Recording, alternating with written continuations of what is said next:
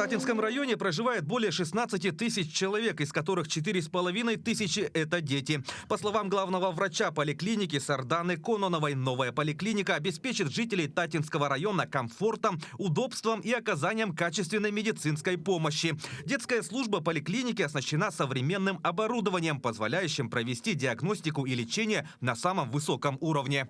В новом здании все организовано с учетом новых стандартов. Это и разделение потоков пациентов, это и условия комфортного пребывания, зона ожидания, это и учтены требования для маломобильных пациентов. В поликлинике усилена диагностическая служба, расширен перечень проводимых исследований. Установлены 16-срезовый компьютерный томограф, бронховидеоскоп, видеоколоноскоп, гастроинтестинальный видеоскоп и другое оборудование. Кабинеты врачей-офтальмолога, отоларинголога, дерматолога и стоматолога оснащены оборудованием. Лаборатория оснащена передовым оборудованием для проведения различных анализов и исследований. Все службы и отделения районной больницы будут располагаться в одном месте. Здание прекрасное, 4000 квадратных метров, оснащено по самому последнему слову техники. Даже компьютерный томограф здесь есть. Раньше компьютерный томограф был редкостью даже в столичной нашей агломерации якутской. А сейчас это уже появляется благодаря нацпроектам уже и в сельских наших поликлиниках.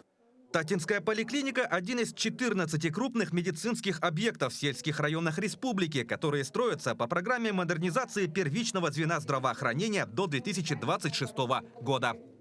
Итаккёльцы. Всем итаккёльцам самые наилучшие пожелания. Надеюсь, что они будут пользоваться новым объектом здравоохранения. Это пойдет на пользу и всем жителям.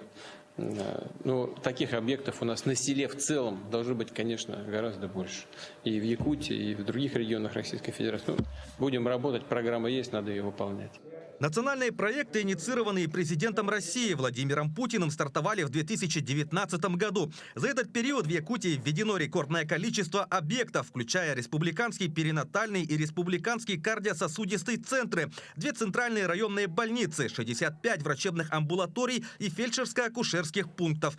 Приобретены 229 единиц автотранспорта, в том числе 16 мобильных передвижных комплексов, 663 единиц медицинского оборудования. Также до конца года введут республиканский онкоцентр. В результате выполнения задач президента по повышению качества и доступной медицинской помощи средняя продолжительность жизни в Якутии в 2023 году превысила 73 года, что выше среднероссийских показателей. Власий Сергеев, Вера Матвеева, Степан Атастыров, Итыккёль, Татинский улус, Якутск.